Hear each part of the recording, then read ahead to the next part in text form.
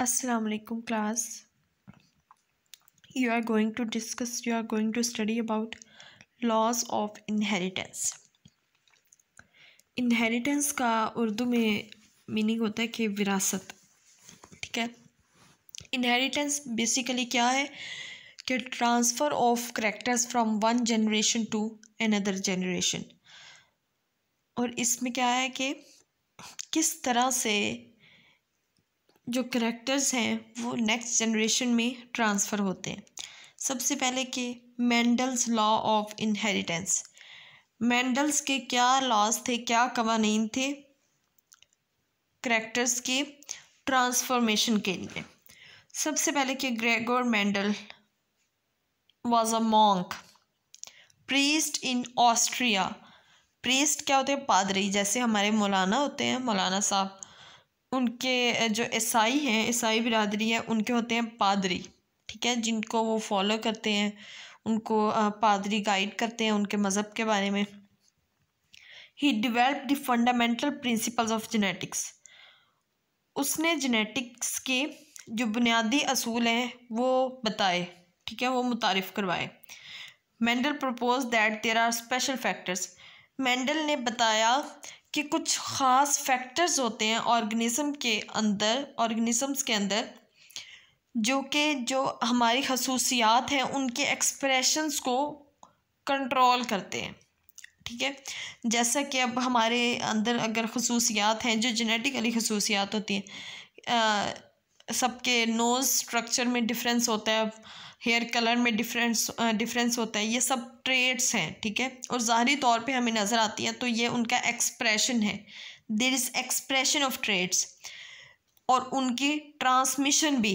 अब अगर हम देखें कि अगर पेरेंट्स में से किसी एक की जो आई कलर है वो अगर ग्रीन है, तो उनमें से अगर उनके किसी बच्चे का कलर वो ग्रीन है, तो इसका मतलब कि कुछ स्पेशल फैक्टर्स हैं जिन्होंने उस ट्रेट को, उस जीन के ट्रांसफॉर्मेशन को बरकरार रखा है, ठीक है।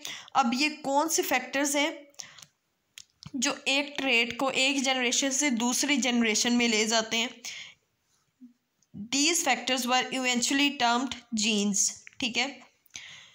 मेंडल ने क्या किया कि उसने इन एक्सपेरिमेंट्स के लिए पी प्लांट को सिलेक्ट किया, मटर के पौधे को, जिसका साइंटिफिक नेम है पाइजम सैटिवम, ठीक है, to carry out a large number of experiments, ताकि वो इनके ऊपर बहुत सारे एक्सपेरिमेंट्स कर सके कि किस तरह से एक जनरेशन जो है उसके करैक्टर्स अगली जनरेशन में ट्रांसफ़र होते हैं, ठीक है। जिसके अंदर उसने सारा रिकॉर्ड लिखा था, वहाँ उसने रीज़न्स दिए हुए हैं कि क्यों उसने मटर के पौधे को सिलेक्ट किया, ठीक है। उसने बताया कि जो ऑर्गेनिज़म है उनके अंदर एक कोई ख़ास ऑर्गेनिज़म है जिसको हमने जेनेटिकली स्टडी करना है, जिसकी हमने जेनेटिक वेरिएशन के लिए कि किस तरह से ट्रेट्स नेक्स्ट जनरेशन में जो है वो मुंतकिल होती हैं, ये सब स्टडी के लिए क्या क्या खसूसियात होनी चाहिए एक ऑर्गेनिज़म के अंदर, ताकि हम उसमें ये सब स्टडी कर सकें। सबसे पहले there should be a number of different traits, कि उसमें बहुत सारी डिफरेंट ट्रेट्स होनी चाहिए दैट कैन बी स्टडीड, ठीक है। The organism would have contrasting traits, मुख्तलिफ तरह की खसूसियात होनी चाहिए। For the trait of height, कि अगर कोई हाइट की ट्रेट है, हाइट की खसूसियात है, तो उसमें वेरी डिफरेंट फिनोटाइप्स हों, वाज़ेह तौर पे फ़र्क हो नज़र आने में कि टॉलनेस है, डवाफनेस है। टॉलनेस होता है कि बहुत ज़्यादा जो टॉलनेस होता है लंबा होना, और डवाफनेस होता है कि छोटे कद होना, ठीक है। ये डिफरेंट जो फिनोटाइप्स हैं इनका बहुत ज़्यादा डिफरेंस पाया जाए, ठीक है। और ऑर्गेनिज़म है, अगर वो प्लांट है, शुड बी सेल्फ फर्टिलाइजिंग, ठीक है, वो खुद से फर्टिलाइज कर सके, लेकिन जो क्रॉस पॉलिनेशन है वो भी उसके अंदर पॉसिबल हो। The organism should have a short but fast life cycle. एक ऑर्गेनिज्म का कम लेकिन बहुत ज़्यादा फास्ट जो है वो लाइफ साइकिल होना चाहिए। All this features are present in pea plant. मटर के पौधे में ये तमाम तर खसूसियात मौजूद थी, इसलिए ग्रेगोर मेंडल ने क्या किया, मटर के पौधे को सिलेक्ट किया एक्सपेरिमेंट्स के लिए। Normally the flowers of P plant allow self pollination.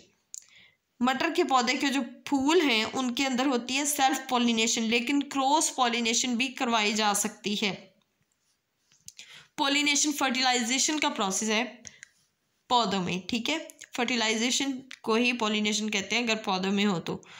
Cross pollination can also be done by transferring the pollen grains from one flower on one plant to the flower on another plant. Cross pollination किस तरह से होती है? एक पौधा है उसके एक फ्लावर में जो पोलन ग्रेन्स हैं वहाँ से ट्रांसफ़र होंगे दूसरे पौधे के फ्लावर में जाएंगे, ठीक है।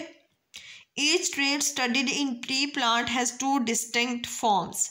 हर जो ट्रेट होगी, हर खसूसियत जो प्री प्लांट में मटर के पौधे में पढ़ी जाएगी या जिसको हम स्टडी करेंगे उसके अंदर दो डिफरेंट फॉर्म्स होंगी। जैसे अगर हाइट पढ़ी जाएगी तो उसके अंदर टॉलनेस है, ड्वार्फनेस है, ठीक है। इसी तरह कलर का भी फ़र्क होता है। Mendel succeeded in his work not only because he selected the right organism for his experiments, कि सिर्फ ये नहीं कि उसने मटर के पौधा जो है वो बिल्कुल सही ऑर्गेनिज्म था, जो खसूसियात होनी चाहिए एक ऑर्गेनिज्म में जेनेटिक्स को स्टडी करने के लिए वो उसके अंदर सारी थी, सिर्फ ये बात नहीं थी। बात ये भी थी कि उसके एक्सपेरिमेंट्स इसलिए कामयाब गए कि उसने जो एनालाइज किया सारे प्रोसेस को, तो उसमें उसने स्टैटिस्टिक्स के प्रिंसिपल को यूज़ किया, ठीक है। इसलिए उसके जो एक्सपेरिमेंट्स थे वो बहुत ज़्यादा कामयाब गए, because he analyse the results by using the principles of statistics ratios, ठीक है।